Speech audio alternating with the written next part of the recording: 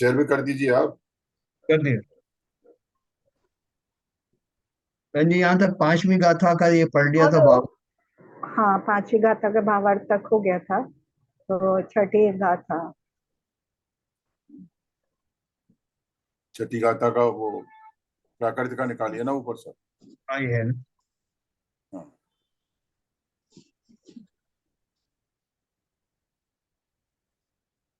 न विहोदी अपमर्तो न पमर्तो जान गो दूजो भावो एवं बनते बनते शुद्धम नादो जो सो दूसोची।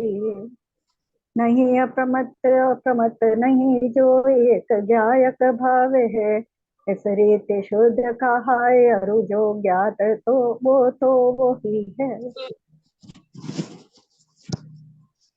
आचार्य कुंद कुंद देव का समय सार ग्रंथ का स्वाध्याय चल रहा है अपना। कल आचार्य ने कहा था कि वो उस आत्म तत्व को दिखाने वाले हैं जो उन्होंने आगम के अनुसार जाना है, गुरुओं की वाणी के अनुसार जाना है, और जिसको उन्होंने स्वसंवेदन से अनुभव किया है। और कहा है कि आप भी उसको अपने स्वसंवेदन से प्रत्यक्ष रूप से अनुभव करके उसको प्रमाण करना। कल अपने ने ये विषय समझा। अब वो आत्मा कैसा है उसको यहाँ दिखा रहे हैं, इस गाथा से उसका दिखाने की बात करते हैं कि वो कैसा है जिसको वो दिखाने वाले हैं। तो जो ज्ञायक भाव है वह अप्रमत्त भी नहीं है और प्रमत्त भी नहीं है, इस प्रकार इसे शुद्ध कहते हैं। और जो ज्ञायक रूप से ज्ञात हुआ वह तो वही है, अन्य कोई नहीं है। तो आत्म तत्व की बात कर रहे हैं, और उस आत्म तत्व में भी जो जैसा आत्मा हमारे जानने देखने में आ रहा है उसको नहीं दिखा रहे हैं, उसके पीछे जो उसका शुद्ध स्वरूप है उसको दिखा रहे हैं, जो उसका त्रैकालिक स्वभाव है उसको दिखा रहे हैं। तो उसकी बात कर रहे हैं कि जो ज्ञायक भाव यानी जो जानने देखने स्वरूप जो आत्मा है, जानने वाला जो आत्मा है वह अप्रमत्त भी नहीं है और प्रमत्त भी नहीं है। दो चीजें ली हैं कि ना अप्रमत्त है ना प्रमत्त है ना। और इसे इस प्रकार इसे शुद्ध कहते हैं, इस अपेक्षा से शुद्ध लगा रहे हैं। और जो ज्ञायक रूप से ज्ञात हुआ वह तो वही है, अन्य कोई नहीं है। आगे टीका में खुलासा करते हैं इसकी, थोड़ा ऊपर करना पड़ेगा।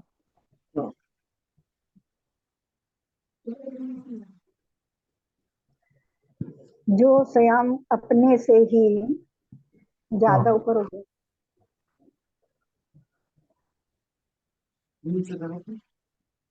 हाँ अभी ठीक। थोड़ा सा जूम कर दोगे भाई साहब? हाँ जी, थोड़ा सा जूम होगा क्या? जूम बनाऊं क्या? जूम बड़ा करना है।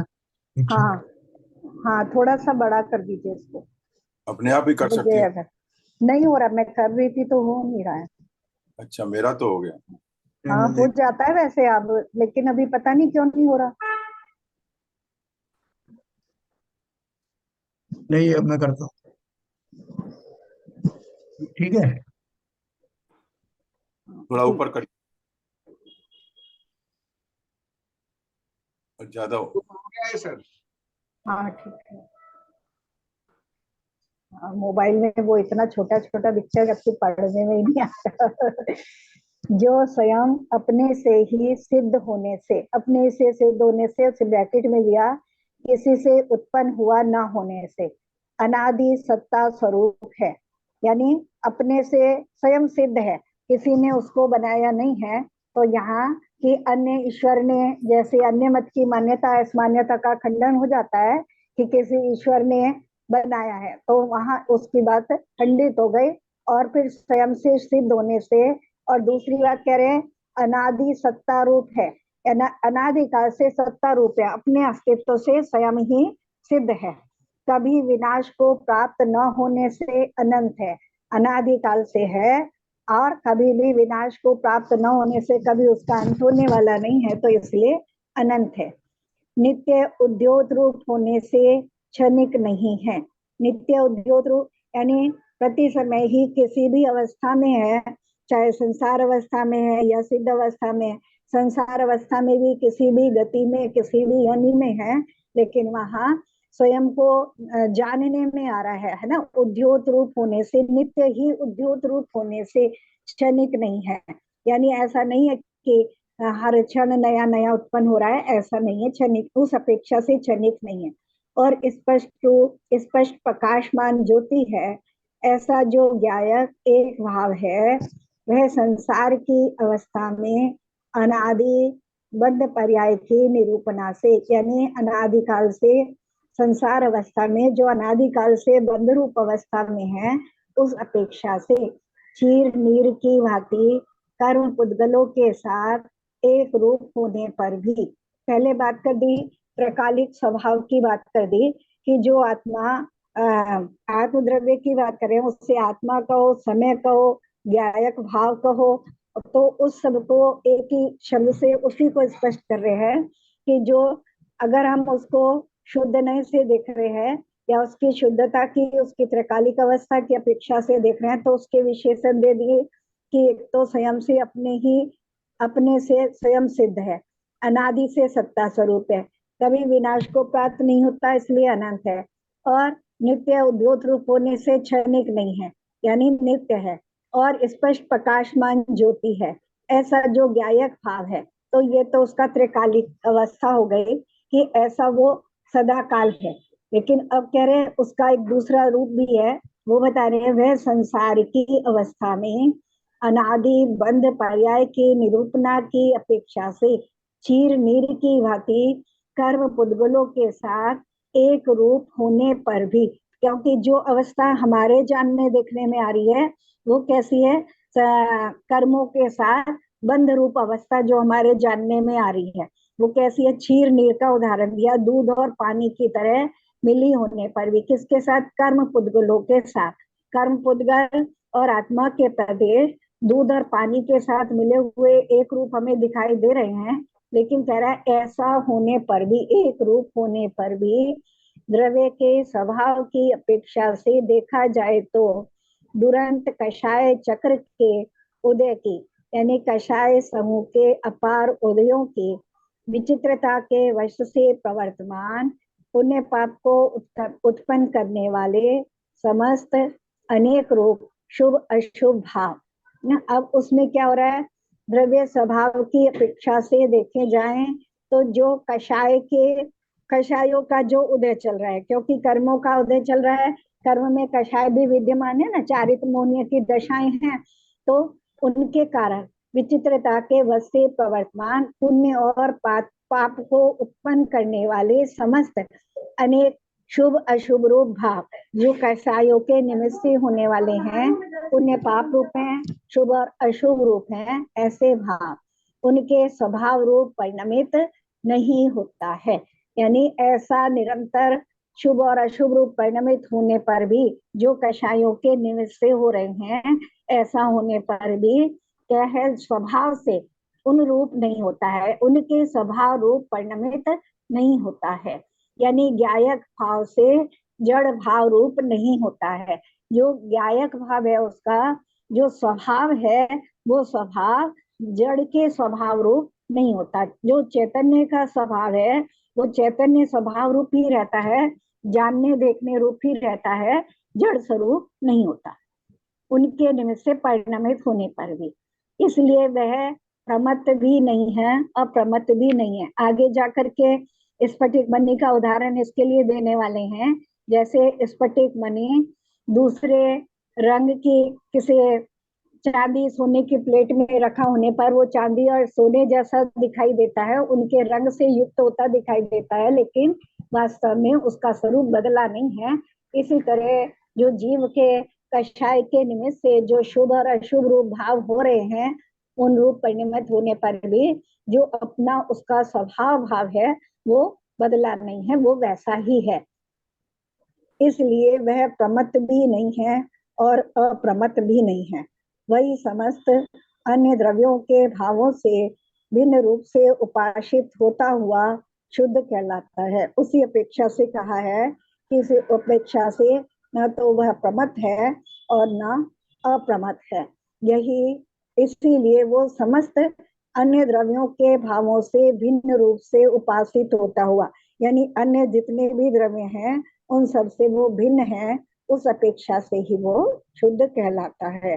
प्रमत्त है, पहले गुण स्थान से लेकर के छठे गुण स्थान तक की जो अवस्थाएं हैं वो आचार्यों ने प्रमत्त रूप से मानी है।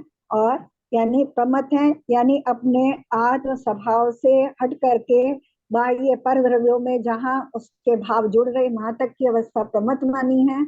और उससे ऊपर सातवें गुण स्थान से जब अपने स्वभाव में स्थिरता रूप हो रही है, यानी पर से हट करके अपने में ही स्थिरता रूप हो रही है, वहां अप्रमत्त रूप मानी है। तो लेकिन क्या कह रहे हैं, ये अवस्थाएं विशेष कही हैं, लेकिन जो स्वभाव भाव है वो इनसे अलग है और न तो प्रमत्त है न अप्रमत्त है। क्योंकि जब इसमें जो कथन किया जाता है, दो तरह से कथन किया जाता है। जैसे एक हम पीछे पढ़ा है, कई बार पढ़ा है कि सामान्य कथन और विशेष कथन करके बात करते हैं। तो जब उसी किसी चीज में भेद किए जाते हैं तो वो विशेष कथन हो जाता है। जैसे बहिरात्मा, अंतरात्मा, परमात्मा, ऐसे हम शब्द कहते हैं। और इसमें क्या है, आत्मा सब में सामान्य है, चाहे वो बहिरात्मा है, अंतरात्मा है या परमात्मा है। वहाँ आत्मा जो शब्द है या आत्मा नाम की जो वस्तु है वो सामान्य है, और उसके जो भेद हो गए किसी अपेक्षा से किए गए, बहिरात्मा, अंतरात्मा, परमात्मा, वो उसके विशेष हो गए। तो ऐसी जो प्रमत्त अप्रमत्त अवस्थाएं हैं वो उसके किसी अपेक्षा से होने वाली अवस्थाएं हैं, लेकिन वो अवस्थाएं हैं, वो संपूर्ण द्रव्य नहीं है, वो अवस्था विशेष है और किसी निमित्त से होने वाली है, तो विशेष में आ जाती है। यहाँ सामान्य जो द्रव्य है उसकी बात कर रहे हैं, जो स्वभाव से स्वभाव रूप जो है उसको दिखा रहे हैं। अब बाकी भाई सब बताते रहेंगे, और बीच में मुझे तो इतना ज्यादा नहीं आता, मुझे थोड़ा कठिन लगता है बताने में। अपने में अच्छा समझ बता आना अलग होता है, हाँ, दूसरे को समझाने में थोड़ा अलग होता है। बिल्कुल। आगे हाँ उदाहरण दे रहे हैं, बड़ा अच्छा सा उदाहरण दिया है आचार्य ने इसका। हाँ ऐसे दे रहे हैं, और जैसे बाह्य जलने योग्य पदार्थ के आकार होने से अग्नि को दहन कहते हैं, तथापि उसके बाह्यकृत अशुद्धता नहीं होती। उसी प्रकार ज्ञेयाकार होने से उस भाव के ज्ञायकता प्रसिद्ध है, तथापि उसके ये कृत अशुद्धता नहीं होती। ये कह रहे हैं बाह्य पदार्थ के आकार होने से अग्नि को, जैसे जलाने के बाह्य पदार्थ, जैसे मान लो कंडा हो सकता है या लकड़ी हो सकती है या हम गैस में जला रहे हैं, तो जो पदार्थ है वो उस आकार से अग्नि प्रज्वलित हो रही है। अगर हम कंडा जला रहे हैं तो कंडे के आकार से अग्नि हो रही है, लकड़ी जला रहे हैं लकड़ी के आकार से हो रही है, और गैस जला रहे हैं तो गैस के आकार से हो रही है। लेकिन कह रहे हैं तथापि उसमें बाह्यकृत अशुद्धता नहीं होती। वो जो अग्नि है वो जिस पदार्थ से उत्पन्न हो रही है, पदार्थ के निमित्त से उसका उत्पन्न होना हो रहा है, वो उसमें उस पदार्थ वाली अशुद्धता उस अग्नि में नहीं है। उस रूप होने पर भी अग्नि में वो अशुद्धता नहीं है। तो उसी प्रकार ज्ञेयाकार होने से उस भाव के ज्ञायकता प्रसिद्ध है, तथापि उसमें ये कृत अशुद्धता नहीं है। तो ऐसे ही जो आत्मा में, जो हमारे ज्ञान में जो द्रव्य जानने में आ रहे हैं, बहुत सारे द्रव्य जानने में आ रहे हैं, शुद्ध रूप भी है अशुद्ध रूप भी है, कोई अमिष्ट है कोई अनिष्ट है। तो उस रूप से जो ज्ञायक भाव है ज्ञेयाकार हो रहा है, लेकिन ज्ञेयाकार होने से भी जो ज्ञेय है, जो जानने में आ रहे हैं, उस रूप ज्ञायक नहीं हो रहा है। आत्मा उस रूप नहीं हो रही है। जो चीज भी, जो भी द्रव्य जानने में, जो भी वस्तु, जो भी पदार्थ जानने में आ रहा है, ज्ञान का आकार उस रूप होने पर भी ज्ञान में उस द्रव्य संबंधी अशुद्धता नहीं हो रही है, ये कह रहे हैं। क्योंकि ज्ञेयाकार अवस्था में जो ज्ञायक रूप से ज्ञात हुआ वह स्वरूप प्रकाशन की, यानी स्वरूप को जानने की अवस्था में भी, जिस समय जानने में आ रहा है उस समय भी, यानी जिस समय ज्ञान उस रूप हो रहा है उस समय भी दीपक की भांति कर्ता कर्म का अनन्यत्व यानी एकता होने से गायक ही है, स्वयं जानने वाला है, इसलिए स्वयं करता, अपने को जाना इसलिए स्वयं ही कर्म। तो कह रहे हैं कि जैसे दीपक है, प्रकाश कर रहा है, तो वो अपने को भी प्रकाशित कर रहा है।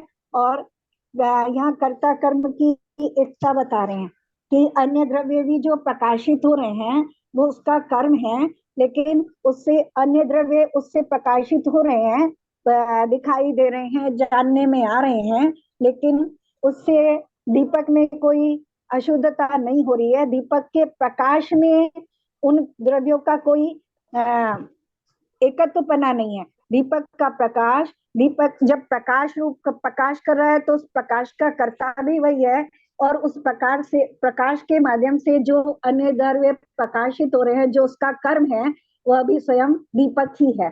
तो इसी तरह आत्मा जो अन्य द्रव्यों को जान रहा है, तो जानने रूप कर्ता भी वही है, और जो जानने में आ रहा है, क्योंकि अपने ज्ञान में जो द्रव्य प्रकाशित हो रहे हैं, अन्य द्रव्य प्रकाशित हो रहे हैं, उस अपेक्षा से उसका कर्म भी वही है। उसी को आगे बता रहे हैं, जैसे दीपक घटपट आदि को प्रकाशित करने की अवस्था में भी दीपक है, और अपने को अपनी ज्योति रूप शिखा को प्रकाशित करने की अवस्था में भी दीपक ही है, अन्य कुछ नहीं है। उसी प्रकार गायक को समझना चाहिए, है ना। जैसे दीपक अपने को प्रकाशित कर रहा है तब भी दीपक है, और अन्य द्रव्यों को प्रकाशित कर रहा है तब भी वो दीपक ही है, यानी कर्ता रूप भी वही है, और जो उसका कार्य हो रहा है तब भी वह दीपक ही है। इसी प्रकार गायक को समझना चाहिए, यानी आत्मा का जो गायक पना है वो उसी प्रकार से है, स्वयं ही कर्ता रूप है और स्वयं ही कर्म रूप है। भावार्थ करते हैं, अशुद्धता पर द्रव्य के संयोग से आती है, उसमें मूल द्रव्य तो अन्य द्रव्य रूप नहीं होता, मात्र पर द्रव्य के निमित्त से अवस्था मलिन हो जाती है। द्रव्य दृष्टि से तो द्रव्य जो है वही है ना। कह रहे अशुद्धता पर द्रव्य के संयोग से आती है। अभी तो ऊपर कहा था कि अशुद्धता नहीं आती, अब उस विषय को अच्छी तरह से खुलासा कर रहे हैं कि अशुद्धता पर द्रव्य के संयोग से आती है। लेकिन हम अशुद्ध कब कहेंगे?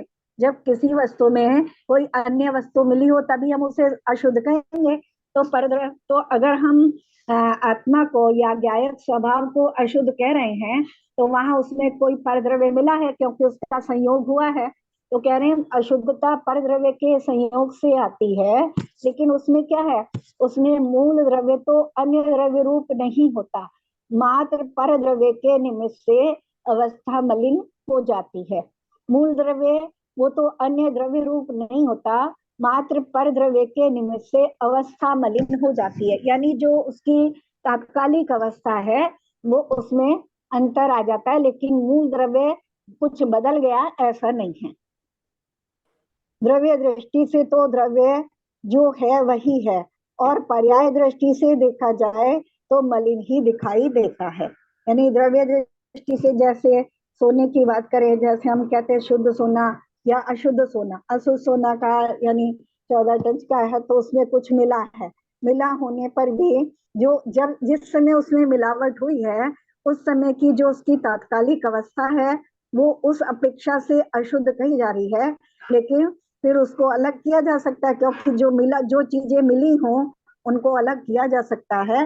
तो ऐसे ही उसी तरह से आत्मा की बात कर रहे हैं कि आत्मा में जिस समय राग आदि मल आगे बताने वाले हैं, हाँ, मलिन ही उस समय तात्कालिक अवस्था उसकी मलिन दिखाई देती है, लेकिन वास्तव में जो मूल द्रव्य है वो मलिन नहीं हुआ है। जो मूल द्रव्य सोना रूप वस्तु है वो अभी भी वैसी ही बनी हुई है।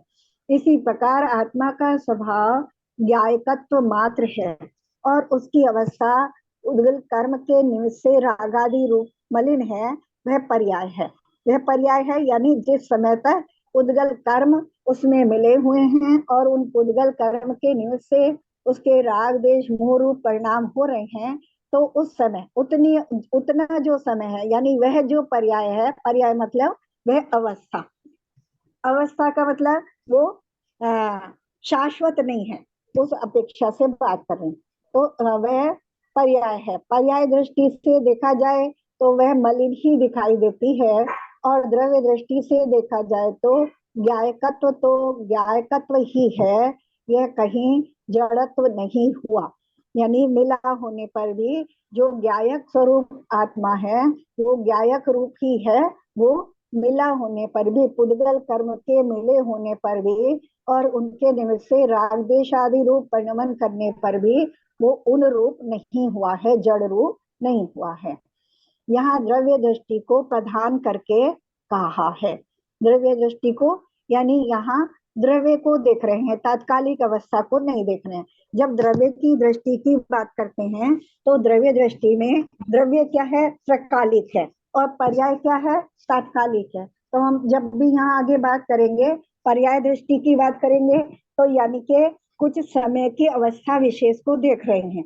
और जब द्रव्य दृष्टि की बात करेंगे तो उस द्रव्य को भूतकाल में भी वो था, वर्तमान में भी है और भविष्य में भी वो रहेगा, तो उसको त्रिकालिक दृष्टि से देखा जाता है, तो वहां द्रव्य दृष्टि से कहलाता है। वो द्रव्य दृष्टि से देखा जाए तो ज्ञायकत्व ही है, यानी भूतकाल में भी उसमें जानने देखने की योग्यता थी, ज्ञायक स्वभाव उसका था, वर्तमान में भी ज्ञायक स्वभावी है और भविष्य में भी ज्ञायक स्वभावी रहने वाला है।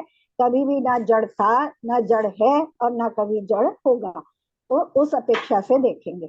और जड़ से मिला होने पर भी अगर वर्तमान में जड़ पदार्थ के साथ मिला हुआ भी है, दूध पानी की तरह भी मिला हुआ है, तब भी वो जड़ रूप नहीं है, उस अपेक्षा से देखेंगे। पर्याय दृष्टि से देखेंगे तो उसे अशुद्ध देखेंगे और द्रव्य दृष्टि से देखेंगे तो उसको अशुद्धता से रहित देखेंगे।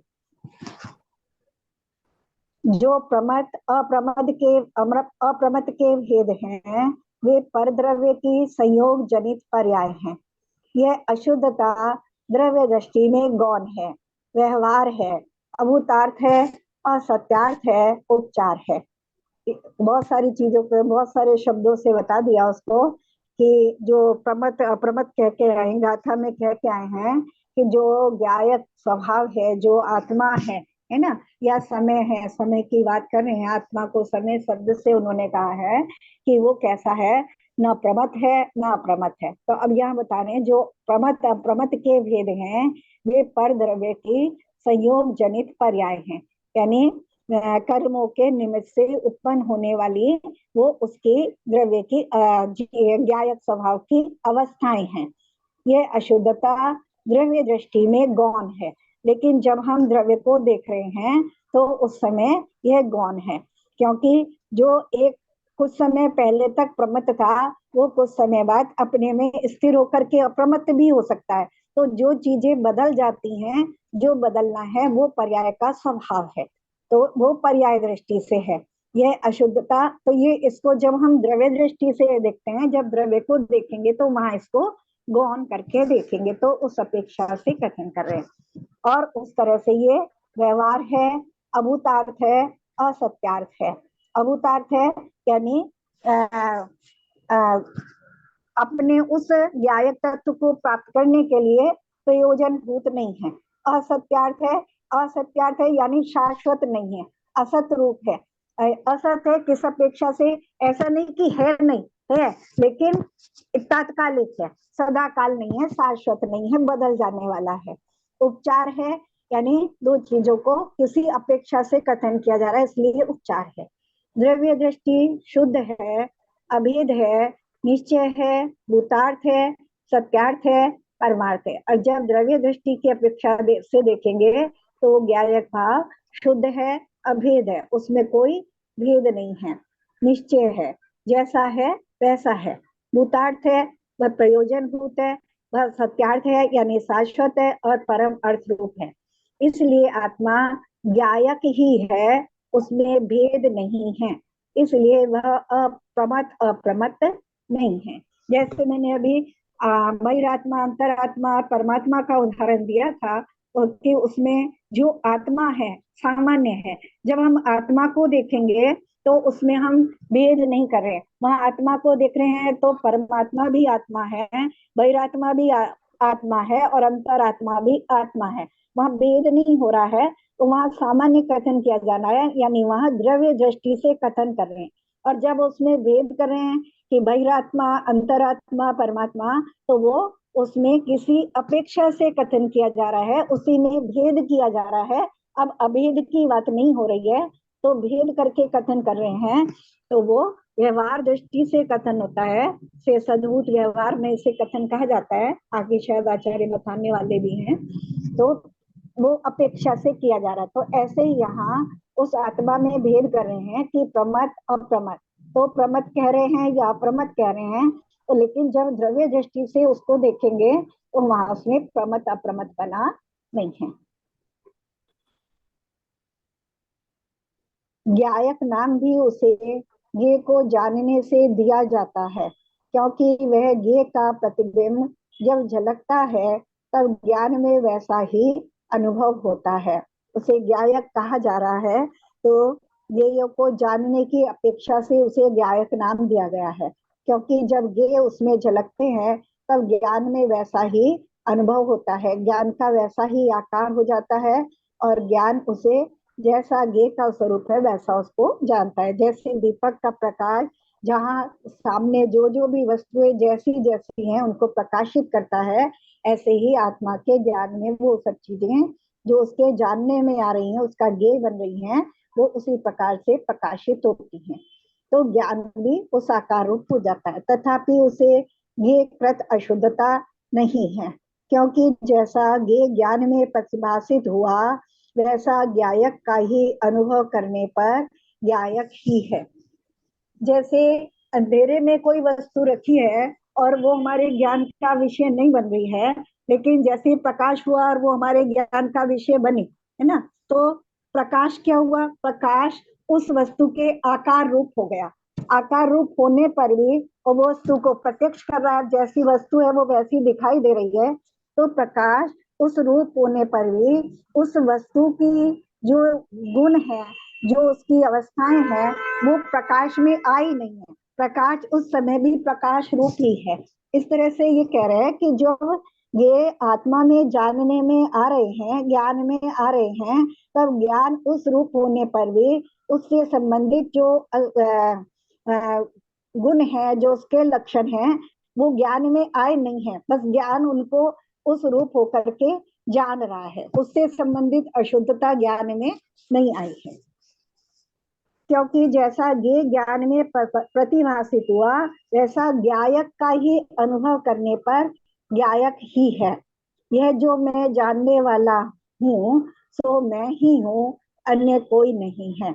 ऐसा अपने को अपना अभेद रूप अनुभव हुआ, तब इस जानने रूप क्रिया का कर्ता स्वयं ही है, और जिसे जाना वह कर्म भी स्वयं ही है।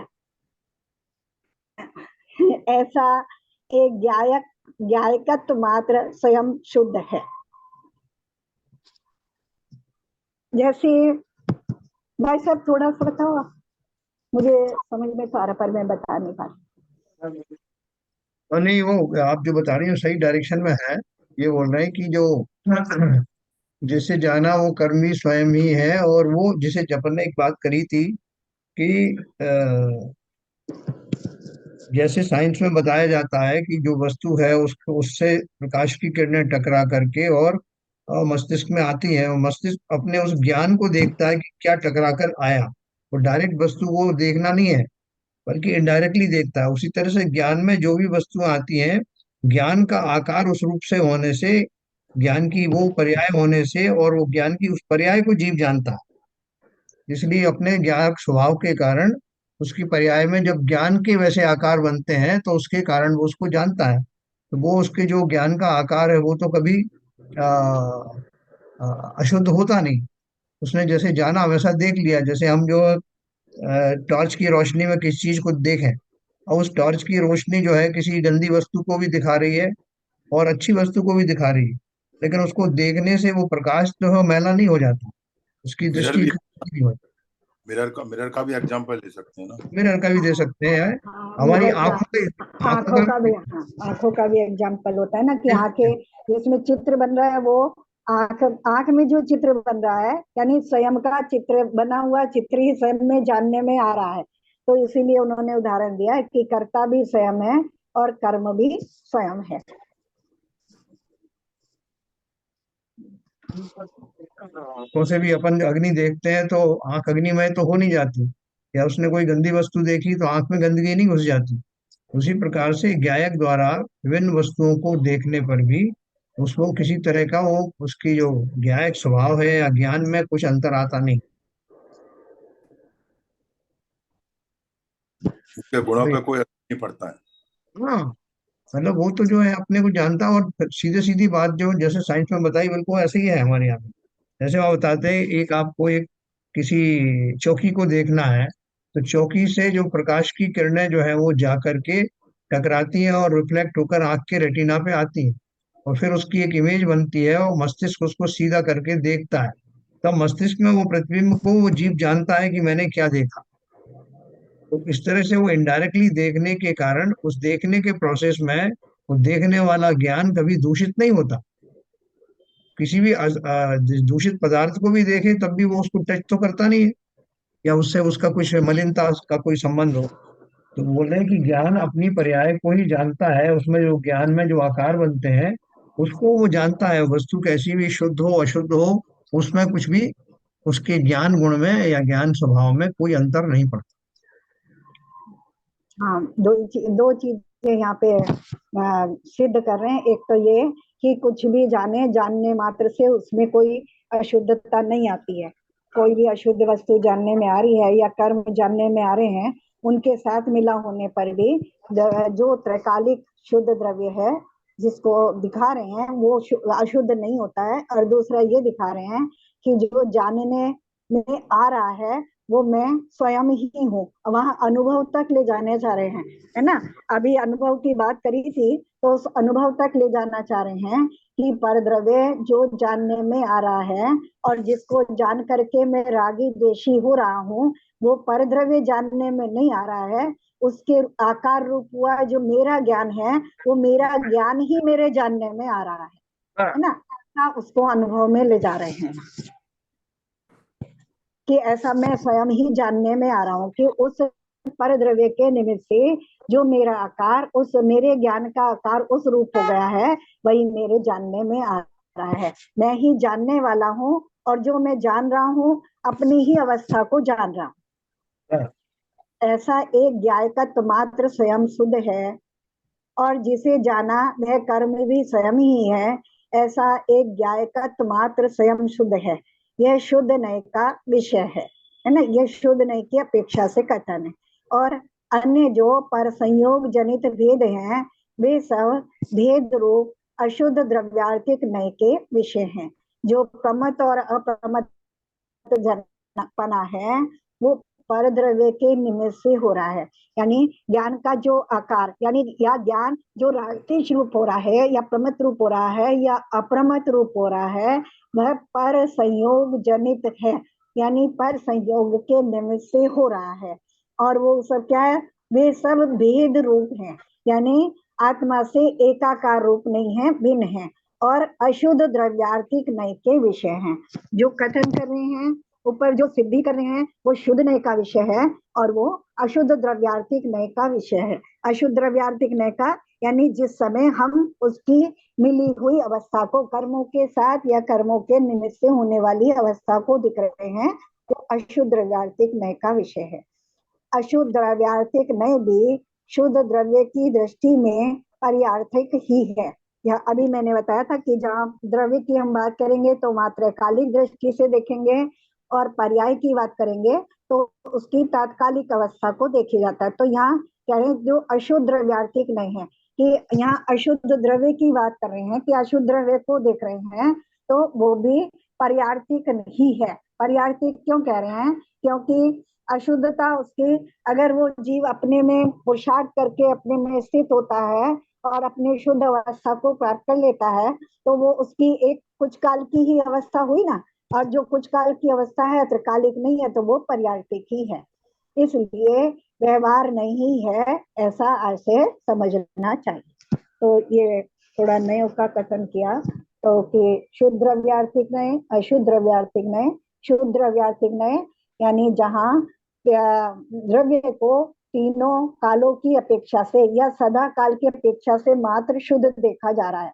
और अशुद्ध द्रव्यार्थिक नय यानी जहां उसमें अन्य वस्तु की मिली हुई अवस्था को देखा जा रहा है, उस अपेक्षा से कथन किया जा रहा है। और जो अशुद्ध द्रव्यार्थिक में है वो पर्याय रूप है, पर्यार्थिक है, यानी वो उस समय जिस समय उसमें जितनी जो अशुद्धता मिली हुई है उस अपेक्षा से वो उतना अशुद्ध है। बिल्कुल सही है। और अभी उसी को देखो, एक एक उदाहरण मैं देता हूँ, वैसी क्रूड एग्जांपल है। जैसे ये न्यूज रीडर होते हैं ना, तो न्यूज रीडर जो है वो जो भी घटना का जो वर्णन करते हैं, वो बिल्कुल कोई तो खुद देख के भी आते हैं, लेकिन जब वो वर्णन करते हैं तो उसमें वो अपना चेहरे का रंग और अपना जो भंगिमाएं चेंज नहीं करते। चाहे उनको बोले आज इतने फला फला जगह ट्रेन की दुर्घटना हुई, इतने लोग मर गए, और उसके चेहरे पे कोई एक्सप्रेशन नहीं आएगी। और आज यहाँ पर राम जन्मभूमि का उद्घाटन हुआ, लोगों ने बहुत आनंद लिया, तब भी वो हंसमुख नहीं होकर के नहीं बोलेगा, ठहाके लगा के नहीं बोलेगा। तो निरपेक्ष भाव से जो घटनाएं हैं उनको वो जानता है और वैसे ही एक्सप्लेन करता है। उसी प्रकार से ज्ञान स्वभाव में शुद्ध अशुद्ध कोई भी वस्तु आने दो, कैसी भी अवस्था की वस्तु आने दो, ज्ञान ना तो मलिन होता है और ना उसके आकार में कोई अंतर आता है, क्योंकि वो अपने स्वरूप को ही जानता है। वो स्वरूप जिस रूप में जाकर के उसने वस्तु को जो है पकड़ा है, उस रूप को वो जानता है, उस आकार को वो जानता है, उससे पता लगता है उसको कि मैंने क्या देखा। तो इसलिए वो ज्ञान में कुछ फर्क नहीं पड़ता। जैसे अभी अपन ने आंखों का उदाहरण दिया, दर्पण का उदाहरण दिया, कि वो मलिन नहीं होता। किसी भी तरह से कोई भी वस्तु को देखने से वो अपने आकार को ही जानता है, और उस आकार के बल पर ही वो उसको वो ज्ञेय दिखाई देता है। ठीक है बंधु, आगे चलें। यहाँ यह भी जानना चाहिए कि जिनमत का कथन स्यादवाद रूप है, इसलिए अशुद्ध नय को सर्वथा असत्यार्थ न माना जाए, क्योंकि स्यादवाद प्रमाण से शुद्धता और अशुद्धता दोनों वस्तु के धर्म हैं, है ना। ये हम अच्छे से स्याद यानी कथनचित यानी अपेक्षा से, क्योंकि अब क्या है, आचार्य तो हमें वस्तु दिखाना चाह रहे हैं ना। अभी अगर हम कोई मान लो हम कोई नया नया व्यापार करना सीखे, मान लो सोने का व्यापार करना सीखे, सुनार का, तो वहां हम अशुद्धता और शुद्धता दोनों हमारे ज्ञान का विषय होनी चाहिए कि अशुद्धता उसमें कितनी है और शुद्ध कैसा होता है। तो आचार्य क्योंकि अपने अनुभव से हमें आत्मा का जो स्वरूप है वो दोनों दिखाना चाह रहे हैं, तो वहाँ अशुद्ध को भी बता रहे हैं और शुद्ध को भी बता रहे हैं कि लेकिन दोनों कह रहे हैं अशुद्ध ने, क्योंकि स्यादवाद से कथन किया जाता है, अपेक्षा से कथन किया जाता है, कहा कभी किसी को गौण करके और कभी किसी को मुख्य करके कथन करते हैं, तो उस अपेक्षा से कह रहे हैं कि शुद्ध नय और अशुद्ध नय दोनों से कथन किया जाता है जिनवाणी में, तो अशुद्ध नय को भी सर्वथा असत्यार्थ न माना जाए, क्योंकि स्यादवाद प्रमाण से शुद्धता और अशुद्धता दोनों वस्तु के धर्म हैं, और वस्तु धर्म वस्तु का सत्व है। अंतर मात्र इतना है कि अशुद्धता का विषय संसार है और संसार में आत्मा क्लेश भोगता है। जब स्वयं परद्रव्य से भिन्न होता है तब संसार छूटता है ना। बता रहे हैं, दोनों को बता रहे हैं, अशुद्ध नय को भी बता रहे हैं और शुद्ध नय को भी बता रहे हैं। और उन दोनों की जो अशुद्ध नय की अपेक्षा से यानी शुद्ध नय की अपेक्षा से द्रव्य कैसा है, शुद्ध है, और अशुद्ध नय की अपेक्षा से दिखा रहे हैं कि वो पर द्रव्य के संयोग से हो रहा है, स्वभाव से अशुद्ध नहीं है कि स्वभाव से अशुद्ध है, यानी ऐसा मिला हुआ नहीं है कि उस अशुद्धता को अलग ना किया जा सके। तो इसीलिए कह रहे हैं कि अशुद्ध नय को, अब अशुद्ध नय परद्रव्य के संयोग से हो रहा है, अशुद्ध अवस्था जो हो रही आत्मा की परद्रव्य के संयोग से हो रही है, और उस अवस्था के कारण संसार बन रहा है और संसार में आत्मा क्लेश को भोगता है, दुखी होता है। तो इसलिए कह रहे हैं अभूतार्थ है। अभूतार्थ इसलिए कह रहे हैं कि इसलिए जो अशुद्ध नय का विषय है, यानी ऐसा जो अशुद्ध नय का विषय है, जो मिला हुआ अशुद्ध आत्मा है, वो अभूतार्थ है, यानी प्रयोजन भूत नहीं है, क्योंकि उससे मेरा संसार से छूटने रूप जो प्रयोजन है वो सिद्ध नहीं होगा, इसलिए उसको अभूतार्थ कह रहे हैं। ऐसा नहीं है कि वो किसी अपेक्षा से भी सत्य नहीं है, है ना, या उसका अस्तित्व नहीं है, उस अपेक्षा से बात नहीं कर रहे हैं। अभूतार्थ भूत मने प्राणी और अर्थ मने प्रयोजन भूत, यानी प्राणियों के लिए प्रयोजन भूत नहीं है। बस ये इसलिए बात है, जब स्वयं परद्रव्य से भिन्न होता है तब संसार छूटता है। हाँ बोलिए। मैं एक चीज कह रहा था, अशुद्ध न क्यों कहा? जब कहे तो या तो अशुद्धता शुद्धता की बात करें, न क्यों शब्द जोड़ा गया है इसमें?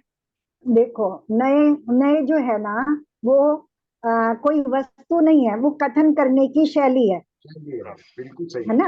नए जो है शैली है कथन करने की, कि जैसे बड़े अच्छे से उदाहरण देते हैं ना, नमक का डिब्बा। नमक का डिब्बा जो सबसे ज्यादा उदाहरण दिया जाता है कि हम उसका, तो उसमें नमक रखा है, तो यानी कथन करने की शैली है कि जहाँ मिली हुई चीज को बताया जा रहा है वो कथन अशुद्ध नय का कथन कहलाता है। और जहाँ किसी मिलावट के बिना वस्तु को बताया जा रहा है, वस्तु का कथन किया जा रहा है, वो शुद्ध नय का कथन कहलाता है। बस इतना सब है।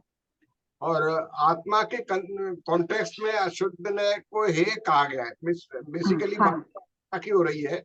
हाँ हाँ, इसलिए ये किस लिए कहा, अब यही तो बता रहे हैं यहाँ पे कि जो अशुद्धता है, आत्मा में जो अशुद्धता है, अशुद्धता कैसे होगी? परद्रव्य के संयोग से हो रही है। जैसे दूध में पानी मिला तब वो हमने दूध को कहा कि ये दूध अच्छा नहीं है ना, या ये किसी इस कार्य के लिए उपयोगी नहीं है। मान लो दूध में बहुत सारा पानी मिला हो और उससे मुझे खोया बनाना हो, तो मैं कहूंगी कि नहीं, ये खोया बनाने लायक दूध नहीं है ना। तो वहां वो मेरे लिए प्रयोजन भूत नहीं है।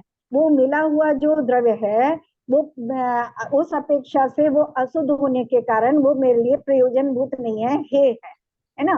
उस अपेक्षा से यहाँ बात कर रहे हैं कि जो ऐसा कर्मों के निमित्त से होने वाली राग देश रूप जो अवस्थाएं हैं, उनसे मिला हुआ उन रूप हुआ जो द्रव्य है वो अशुद्ध द्रव्य है। और वो अशुद्ध द्रव्य है, वो मेरे मोक्ष रूप प्रयोजन को या शाश्वत रूप सुख रूप प्रयोजन को सिद्ध करने वाला नहीं, इसलिए वो मेरे लिए है।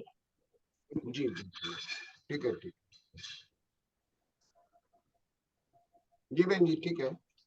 अशुद्ध नय को असत्यार्थ कहने से यह न समझना चाहिए कि आकाश के फूल की भांति वह वस्तु धर्म सर्वथा ही नहीं है ना। तो ये कह रहे हैं अशुद्ध नय को असत्यार्थ कह रहे हैं या अभूतार्थ कह रहे हैं, तो ऐसा नहीं है कि उसका अस्तित्व नहीं है। जैसे आकाश के फूल हम कहते हैं तो उनका कोई अस्तित्व ही नहीं है, गधे के सींग कहते हैं तो अभाव रूप नहीं है, क्योंकि जो अन्य बहुत से धर्म हैं वो अभाव को अभाव रूप इंगित करते हैं, लेकिन जैन धर्म की विशेषता है वो अभाव को भी अभाव रूप इंगित नहीं करता। जैसे बात करें कि जैसे हमारे यहाँ आता ना, वो पढ़े थे ना हमने, प्राग भाव, पदवंसा भाव, जैसे हम प्राग भाव कह रहे, अन्योन्या भाव कह रहे, जैसे हमने कहा अन्योन्या भाव का कि एक द्रव्य का दूसरे द्रव्य में अभाव है, तो यहाँ अभाव की सिद्धि हो रही है, लेकिन उसके साथ में दो द्रव्यों के भाव की भी सिद्धि हो रही है कि दो द्रव्य हैं, ऐसा भी सिद्ध हो रहा है उसके साथ में। तो जैन दर्शन उस तरह से बात करता है, उस तरह अभाव रूप बात नहीं करता कि वो जो वस्तु है ही नहीं, जिसका अस्तित्व ही नहीं है, उसकी बात नहीं कर रहा है।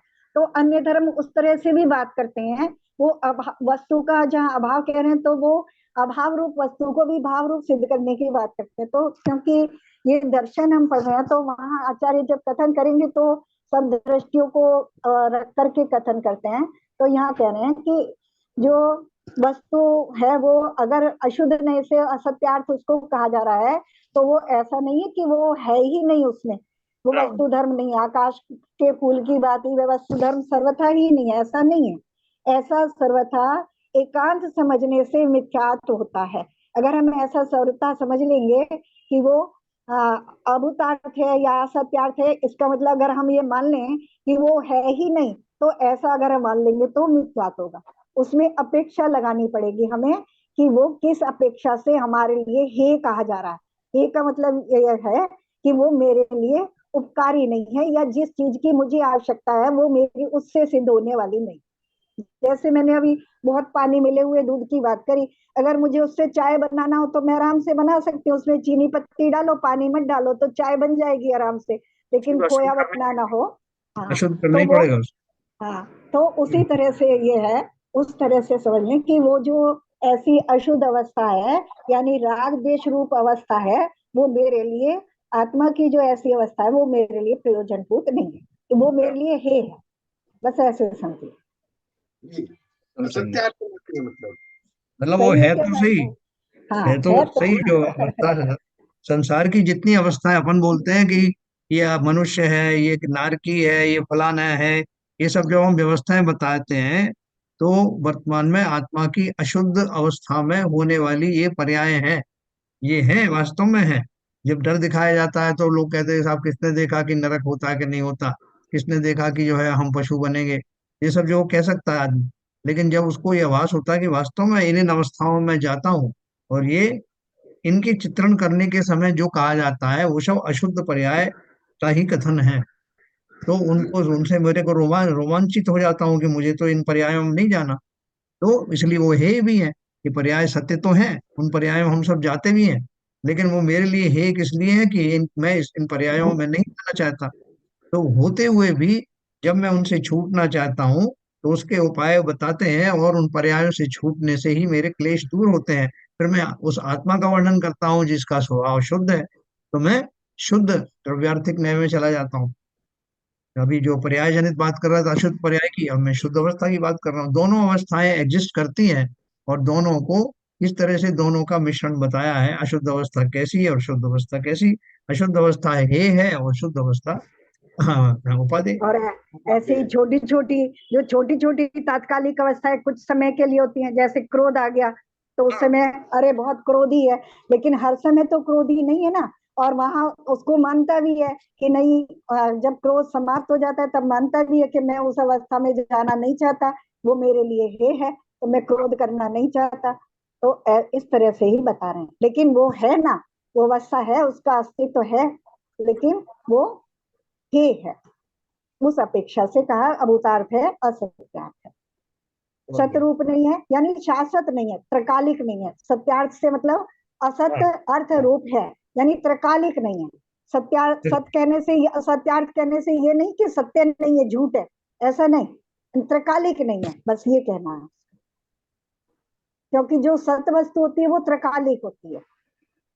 बोलते हैं ना कि साहब जीव जो है वो दुखी होता है। जब आत्मा की बात करते हैं वो तो जीव में तो अनंत सुख है, वो तो कभी दुखी होता नहीं। लेकिन हमने दुखी होता हुआ देखा है ना। लेकिन वो किन अवस्थाओं में दुखी होता है वो जाना, और अपने स्वभाव की अपेक्षा देखते हैं तो वो कभी दुखी होता नहीं। तो वो जो स्वभाव है वो परमानेंट है, बाकी अवस्थाएं टेम्परेरी।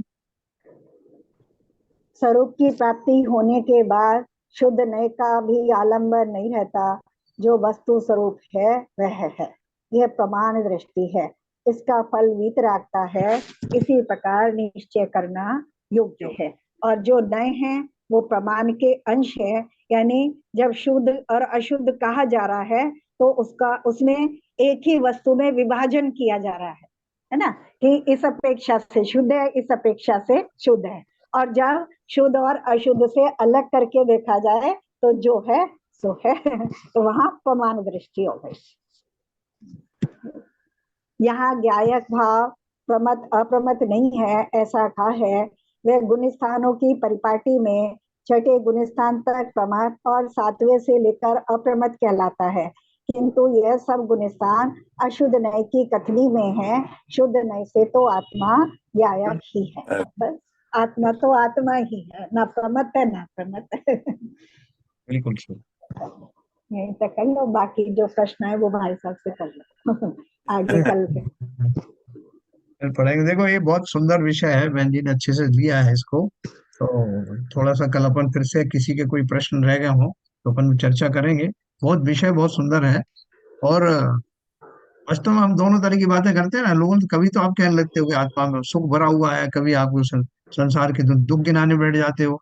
तो जब अगर आत्मा को दुख है ही नहीं तो हम क्यों परेशान हो रहे हैं? हम जैसे चल रहे हैं वैसे चल रहे, तो हमें क्यों टोक रहे हो कि हम दुखी हैं? हम नारकी होते हुए भी हम सुखी हैं, तो कैसे सुखी हैं? तो ये जो द्वंद्व चलता है इसके बीच का जो भेद है, उसको आचार्य ने बहुत अच्छे से स्पष्ट किया शास्त्रीय भाषा में। बहन जी ने भी अच्छे से समझाया। कल अपन थोड़ी सी और उदाहरण लेकर के इसको और स्पष्ट करेंगे अगर किसी को स्पष्ट नहीं हुआ। चलिए बहुत बढ़िया। समय हो गया, जिनवाणी स्तुति करेंगे। हाँ तो आ गए ललित जी। हैं। अनम्यूट करिए ललित जी, अनम्यूट करिए।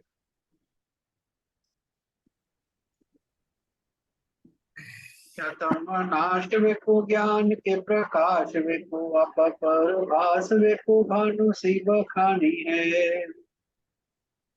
स्वयं द्रव्य जान वेको बंध विधि भान वेको सफर पिछान वेको परम प्रमाणी है।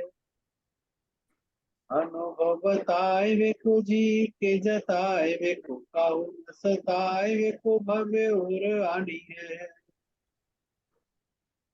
जहाँ तहाँ तार वेको पार के उतार वेको सुख विस्तार वेको यही जिन वाणी है।